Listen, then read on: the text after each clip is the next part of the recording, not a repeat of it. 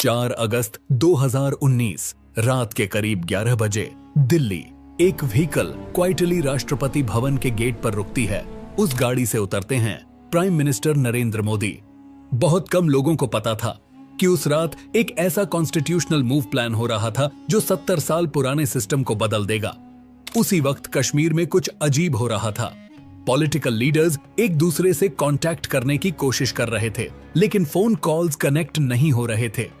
Communication systems बंद होने लगे, इंटरनेट शटडाउन, मोबाइल नेटवर्क्स बंद। थोड़ी देर बाद एक एडवाइजरी जारी होती है। अमरनाथ यात्रा तुरंत रोक दी जाती है। डेवोटीज को कश्मीर वैली छोड़ने के लिए कहा जाता है। पूरा कश्मीर समझ गया था कुछ बड़ा होने वाला है, और उस सब का सेंटर था आर्टिकल 370। आइए जानते हैं कैसे आर्टिकल 370 हटाया गया। लेकिन इस दिन की कहानी समझने के लिए हमें 70 साल पीछे जाना पड़ेगा। कश्मीर को अक्सर धरती का स्वर्ग कहा जाता है, लेकिन इस खूबसूरत जमीन का इतिहास उतना ही जटिल और संघर्ष भरा रहा है। ब्रिटिश एरा में जम्मू और कश्मीर एक प्रिंसली स्टेट था जिसका शासन डोगरा राजवंश के पास था। 1925 में महाराजा हरि सिंह रूलर बने। एक तरफ डोगरा राजवंश का हिंदू महाराजा और दूसरी तरफ कश्मीर की ज्यादातर मुस्लिम आबादी। इसी इम्बैलेंस ने पॉलिटिकल टेंशन को जन्म दिया। 1930 के दशक में शेख अब्दुल्ला जैसे लीडर्स उभर कर आए। उन्होंने पॉलिटिकल रिफॉर्म्स की डिमांड की। प्रोटेस्ट्स बढ़े, उन्हें अरेस्ट कर लिया गया। कश्मीर की सियासत धीरे धीरे अनस्टेबल होने लगी। 1947 में भारत और पाकिस्तान दो नए देश बने। प्रिंसली स्टेट्स को चॉइस दी गई कि वो किस देश के साथ मर्ज करेंगे। महाराजा हरि सिंह ने तुरंत फैसला नहीं लिया। उनका प्लान था कश्मीर इंडिपेंडेंट रहे, लेकिन अक्टूबर 1947 में सिचुएशन ड्रामेटिकली बदल गई। पाकिस्तान की तरफ से पश्तून ट्राइबल फाइटर्स और इरेगुलर फोर्सेस ने कश्मीर पर हमला कर दिया। बारामूला तक अटैकर्स पहुंच गए। श्रीनगर खतरे में था। इमरजेंसी में महाराजा हरि सिंह ने इंडिया से मिलिट्री हेल्प मांगी, लेकिन भारत तभी आर्मी भेज सकता था जब जम्मू और कश्मीर ऑफिशियली इंडिया का हिस्सा बन जाए। 26 अक्टूबर 1947 को महाराजा हरि सिंह ने इंस्ट्रूमेंट ऑफ एक्सेशन साइन किया। कश्मीर भारत का हिस्सा बन गया। इंडियन आर्मी ने तुरंत मिलिट्री एक्शन शुरू किया और अटैकर्स को पीछे धकेल दिया। लेकिन इसी दौरान एक पॉलिटिकल डिसीजन हुआ। Prime minister Jawaharlal Nehru Kashmir issue को यूनाइटेड नेशंस में ले गए। यूएन ने सीज फायर करवा दिया। जिस एरिया पर पाकिस्तान का कंट्रोल था वो पाकिस्तान ऑक्यूपाइड कश्मीर बन गया। प्लेबिसाइट की बात हुई, लेकिन पाकिस्तान ने अपनी आर्मी कभी नहीं हटाई, इसलिए प्लेबिसाइट कभी हुआ ही नहीं। कश्मीर इश्यू वहीं फ्रीज हो गया। 1949 में जब इंडिया का कॉन्स्टिट्यूशन बन रहा था, तब कश्मीर के स्पेशल सर्कमस्टेंसेस को देखते हुए एक टेम्पररी कॉन्स्टिट्यूशनल अरेंजमेंट बनाया गया। इसका नाम था आर्टिकल 370।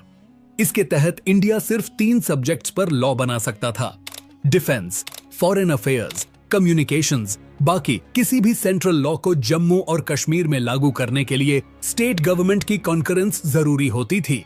सबसे इंपॉर्टेंट क्लॉज था आर्टिकल 370 को रिमूव करने के लिए जम्मू और कश्मीर की कॉन्स्टिट्यूएंट असेंबली की रिकमेंडेशन जरूरी होगी। 1957 में J&K की कॉन्स्टिट्यूएंट असेंबली डिसॉल्व हो गई और उसके साथ ही आर्टिकल 370 को रिमूव करने का लीगल मैकेनिज्म प्रैक्टिकली खत्म हो गया। इसी वजह से अगले 60 सालों तक कोई भी सरकार इस प्रोविजन को हटा नहीं पाई।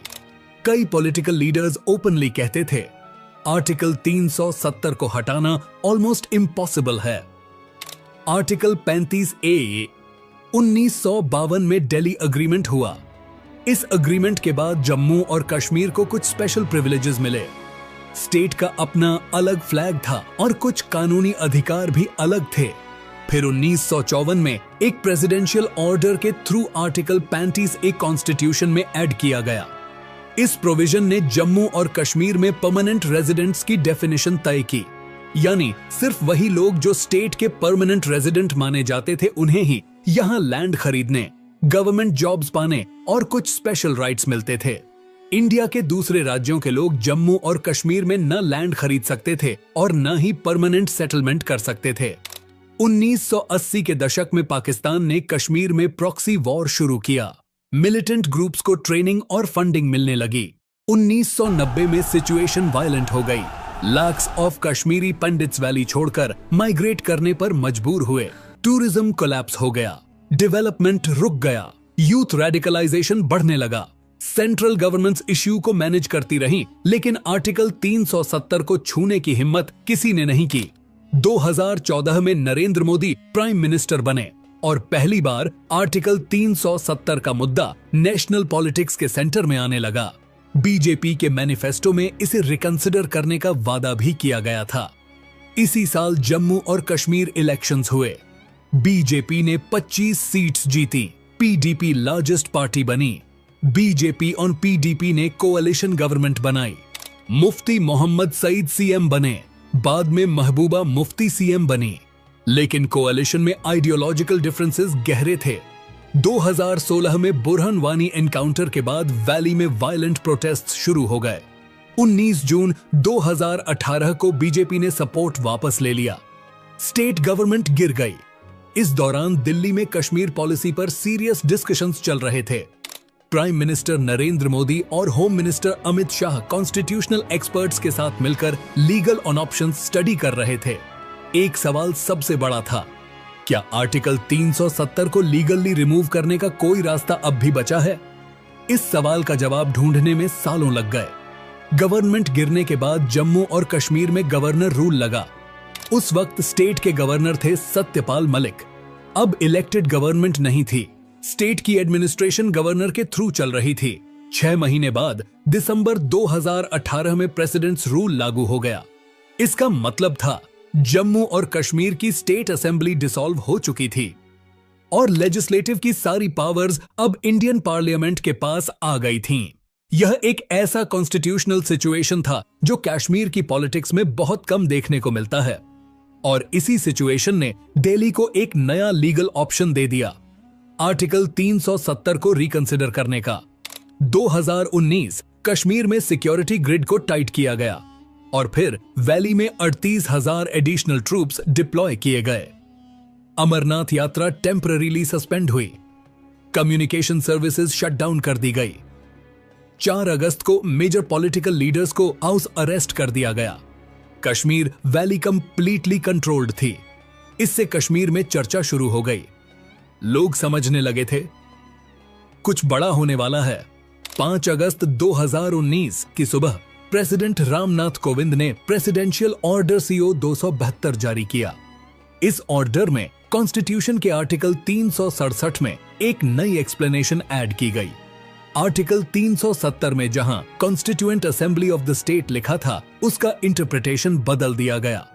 अब इसका मतलब स्टेट लेजिस्लेटिव असेंबली माना गया। और क्योंकि उस वक्त प्रेसिडेंट्स रूल था, लेजिस्लेटिव असेंबली की सारी पावर्स ऑलरेडी पार्लियामेंट के पास थीं। यानी जो कॉन्स्टिट्यूशनल लॉक 70 साल से बंद था, उसकी चाबी पार्लियामेंट के पास आ चुकी थी। 5 अगस्त 2019 सुबह करीब 11 बजे राज्यसभा का सेशन चल रहा था। होम मिनिस्टर अमित शाह एक फाइल के साथ खड़े हुए। उस फाइल में जम्मू और कश्मीर के कॉन्स्टिट्यूशनल फ्यूचर का ब्लूप्रिंट था और फिर रेजोल्यूशन पेश हुआ, आर्टिकल 370 को समाप्त करने का प्रस्ताव। साथ ही आर्टिकल 350A को रिमूव करने का नोटिफिकेशन और जम्मू और कश्मीर रीऑर्गेनाइजेशन बिल टेबल हुआ। बिल के मुताबिक जम्मू और कश्मीर को लेजिस्लेचर के साथ एक यूनियन टेरिटरी बनाया जाना था और लद्दाख को बिना लेजिस्लेचर के एक अलग यूनियन टेरिटरी का दर्जा दिया जाना था। राज्यसभा में वोटिंग हुई 125 MPs सपोर्ट में। अगले दिन लोकसभा में भी रेजोल्यूशन पास हो गया। 351 MPs सपोर्ट में लोकसभा ने भी रेजोल्यूशन पास कर दिया और उस मोमेंट के साथ ही भारत की पार्लियामेंट ने एक ऐसा फैसला ले लिया था जो 70 साल से ऑलमोस्ट इम्पॉसिबल माना जा रहा था। राज्यसभा और लोकसभा के दोनों अप्रूवल्स के बाद आर्टिकल 370 का कॉन्स्टिट्यूशनल फ्रेमवर्क इफेक्टिवली खत्म हो चुका था। देश के अधिकतर लोगों को अभी भी पता नहीं था कि भारत की पॉलिटिक्स का एक सबसे बड़ा चैप्टर अभी अभी खत्म हुआ है। 5 अगस्त 2019 के बाद सब कुछ बदल गया। आर्टिकल 370 के लगभग सभी प्रोविजंस टर्मिनेट कर दिए गए। आर्टिकल 35A रिमूव हो गया और पहली बार इंडियन कॉन्स्टिट्यूशन पूरी तरह जम्मू और कश्मीर में लागू हो गया। स्टेट को रीऑर्गेनाइज करके जम्मू और कश्मीर और लद्दाख 2 अलग यूनियन टेरिटोरीज बना दिए गए। सालों तक कहा जाता रहा आर्टिकल 370 कभी नहीं हटेगा, लेकिन जब सालों की प्लानिंग, स्ट्रेटेजी और पॉलिटिकल विल एक साथ आए तो इतिहास बदल गया। 5 अगस्त 2019 को भारत की पार्लियामेंट ने आर्टिकल 370 हटा दिया। कई लोगों के लिए यह सिर्फ एक पॉलिटिकल डिसीजन था, लेकिन कई लोगों के लिए यह एक ऐतिहासिक मोड़ था, एक ऐसा फैसला जिसने भारत की राजनीति और कश्मीर के भविष्य को हमेशा के लिए बदल दिया। अगर आपको ऐसी रियल हिस्टोरिकल स्टोरीज पसंद हैं, तो चैनल को सब्सक्राइब करना मत भूलिए।